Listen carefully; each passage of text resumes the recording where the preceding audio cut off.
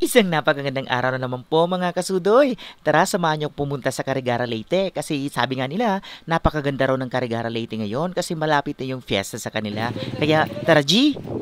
At ito na nga yun guys, nandito na ako sa Carigara Boulevard. So makikita po natin dito ang napakagandang mga palamuti para sa kanilang paghahanda para sa darating na Fiesta 2024. Kaya naman mga taga Carigara, baka naman, pasyaro naman dyan oh. Charot!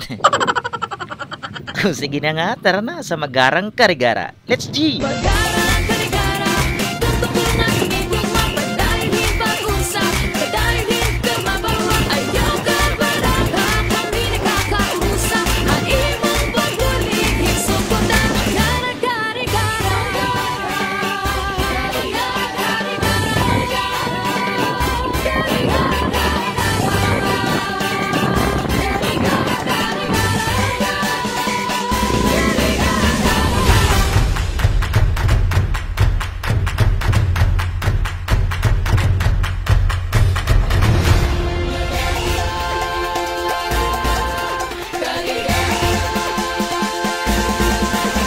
At dahil sa nagutom ako sa kaiikot dito sa Carigara, kaya napag-isip-isip ko, kumain muna ako dito sa kanilang mga food stand o dito sa Paris Mami. You want a Paris overload? Charot!